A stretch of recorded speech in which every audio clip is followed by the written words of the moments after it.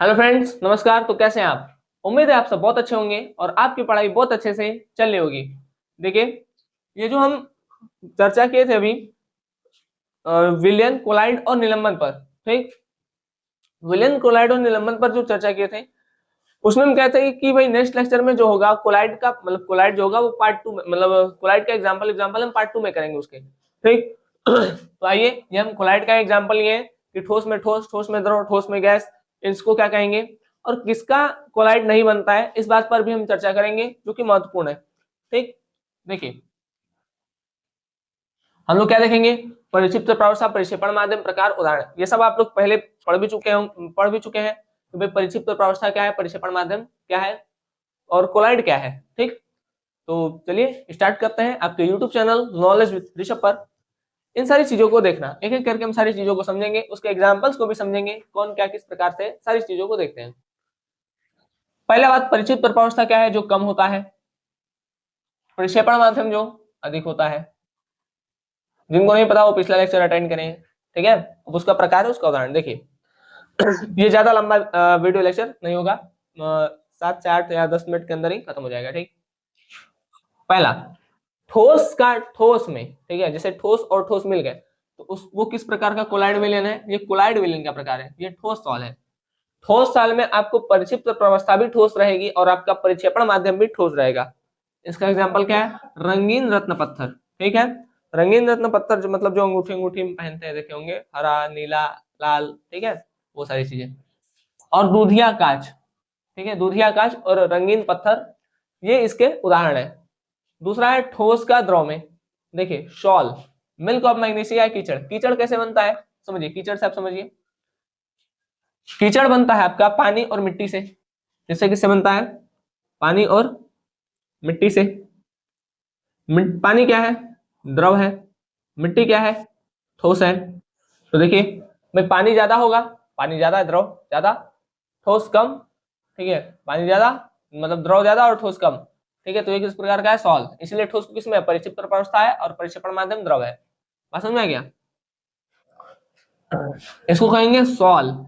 Example है milk of magnesia और कीचड़। ठीक, पहला ठोस का ठोस में, उसको ठोस सॉल कहेंगे।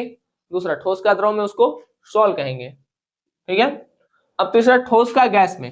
देखिए ठोस अगर गैस में मिलेगा तो उसको एरोसॉल कहेंगे। जैसे धुआं हो गया, या स्वचालित वाहन का निथार, जो एग्जॉस्ट होता है, जो वाहन चलता है तो उसमें से धुआं और कुछ लेड, है ना, मतलब जो हानिकारक पदार्थ है वो भी निकलता है। तो समझते हैं, जैसे मान लीजिए धुआं है, ठीक है। अब अगर धुआं है तो उसमें आपका क्या होगा, एक आपका गैस होगा और एक आपका सॉलिड पार्टिकल होगा, मतलब ठोस होगा। जो ठोस है वो कम है। अब भाई देखिए, गैस निकल रहा है तो गैस जाहिर सा बात है ये अधिक होगा और ठोस कम होगा। तो जो कम है वो परिक्षिप्त प्रावस्था। देखिए परिक्षिप्त में गैस ज्यादा है इसलिए परिक्षेपण में है। तो ठोस का गैस में एरोसॉल। देखिए ठोस का ठोस, ठोस सॉल, ठोस का द्रव सॉल और ठोस का गैस एरोसॉल। ठीक, आप तीन तीन करके याद रखेगा, याद रहेगा।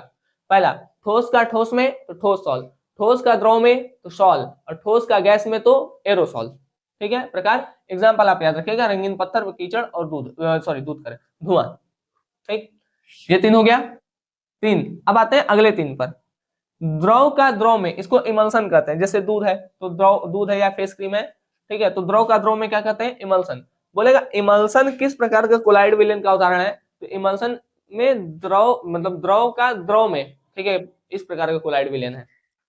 अब द्रव अगर ठोस में मिले तो उसको जेल कहते हैं, जैसे जेली, पनीर या मक्खन। ठीक है, अब देखिए इसमें क्या है, जेली, पनीर या मक्खन।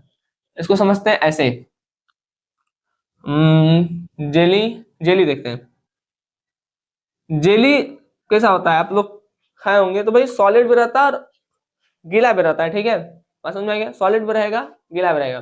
जैसे कि हम आपको उदाहरण दे रहे हैं, थोड़ा सा घिन आएगा लेकिन सह लीजिएगा। ठीक है, जैसे गर्मी करें, ठंडे ठंडे में क्या आता है, जब गला वाला एकदम बढ़ जाता है, खराश हो जाता है, चौचक बढ़िया से एकदम, जब खखार निकलता है एकदम बलगम वाला। ठीक है, एकदम करके एकदम खखारेंगे। ठीक है, तो जब खखारेंगे तो क्या होगा, एकदम बड़ी बलगम वाला थूक निकलता है। ठीक है ना, पीला पीला एकदम, है ना। तो वो जो थूक है, बात समझ में रहे हैं, तो वो जो है वो सॉलिड है लेकिन हल्का हल्का लिक्विड भी है। लेकिन उसमें सॉलिड वाला आपको ज्यादा दिखेगा, लिक्विड वाला कम दिखेगा। जब खखारेंगे तो सॉलिड वाला ढेर है लिक्विड वाला कम है, ठीक है, बात समझ में आ गया। तो द्रव का ठोस में, ठीक है, तो उसको जेल कहेंगे। तो ठोस ज्यादा है इसलिए परिक्षेपण, और द्रव कम है इसलिए परिक्षिप्त प्रावस्था में है, इसको जेल कहेंगे, जैसे जेली, पनीर या मक्खन। समझ में आ गया, ठीक है, बात समझ में आ गया। चलिए, हमको समझाना था इसलिए हम बोलना पड़ा, ठीक है।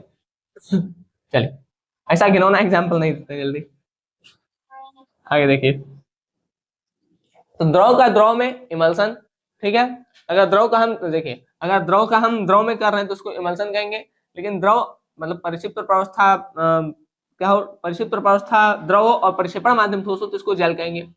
अब द्रव का गैस में, द्रव का गैस में एरोसॉल कहते हैं। देखिए, ठोस का गैस भी एरोसॉल और द्रव का गैस भी एरोसॉल। तो ठोस का गैस में चाहे द्रव का गैस में एरोसॉल, और गैस का गैस में बनता ही नहीं है, ठीक है।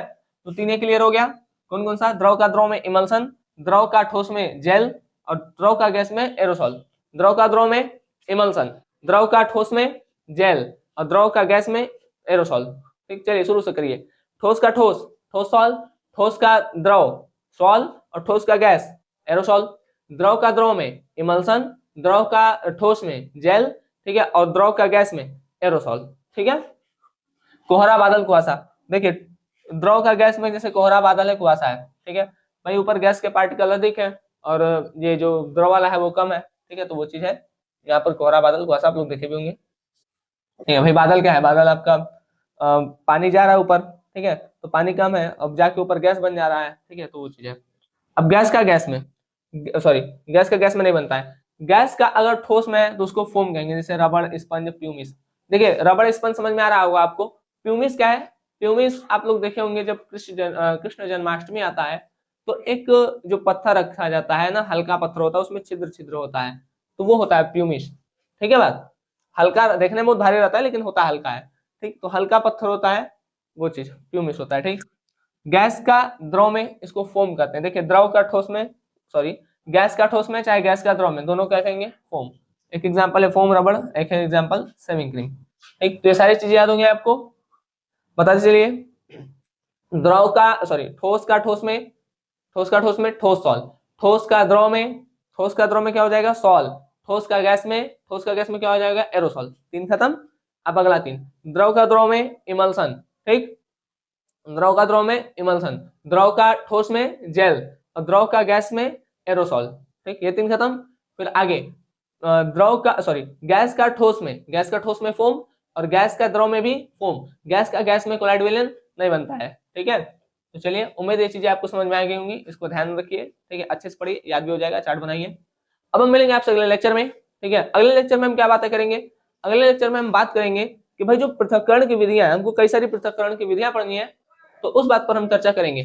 जैसे अगर हम किसी चीज को अलग अलग करना चाह रहे हैं तो हम किन बातों पर ध्यान देंगे, उसमें जो पार्टिकल है उसमें क्या क्या गुण होना चाहिए कि हम उसको अलग कर सके, ठीक।